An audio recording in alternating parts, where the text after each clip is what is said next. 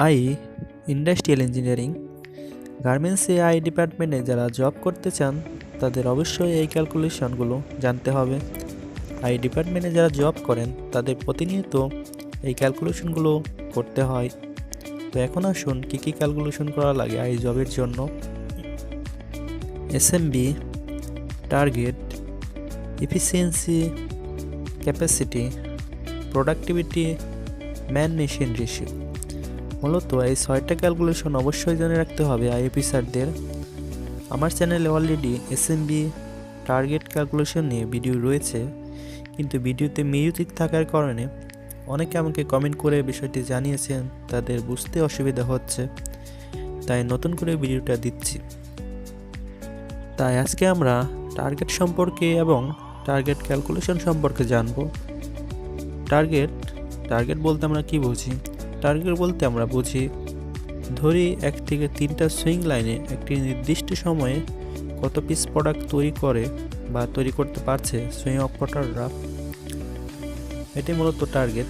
I অফিসাররা মূলত কমপক্ষে 3টা লাইন ফলো করে, ওই 3টা লাইনে টার্গেট বের।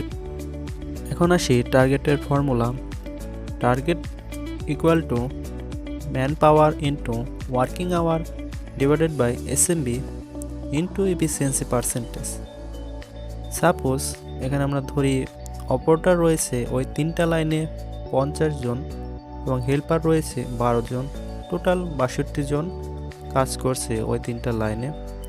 এসএমবি 13.52, এফিসিয়েন্সি 70%, ওয়ার্কিং আওয়ার 1 ঘন্টা, 1 ঘন্টায় আমরা 60 মিনিট করে নেব কনভার্ট করে। এসএমবি এবং এফিসিয়েন্সি এর দুইটা আগেই বের করে নিতে হবে। যদি আপনারা এসএমবি এবং এফিসিয়েন্সির ক্যালকুলেশন সম্পর্কে জানতে চান অবশ্যই আমাকে কমেন্ট করে জানাবেন এবং আমার চ্যানেলটি সাবস্ক্রাইব করে রাখবেন। তো এখন আসি target equal two total man power 62 equal to SMB 13.52 into 60 minute into 0.7। এফিসিয়েন্সিরা আমরা 100 দিয়ে ভাগ করলাম, তাহলে আসলো 0.7।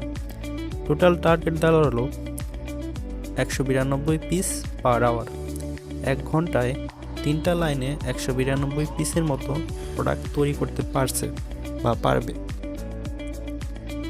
সুইং অপারেটররা কাজ শুরুর সময় আই অফিসার তাদের এই ক্যালকুলেশন করে 1 ঘন্টা, 8 ঘন্টা বা 12 ঘন্টার জন্য টার্গেট দিয়ে দেয়। এত পিস প্রোডাক্ট তৈরি করে দিতে হবে ওই সময়ের মধ্যে। আমার চ্যানেলে আই এর কাজ, আই স্যালারি নিয়ে 2টি ভিডিও রয়েছে।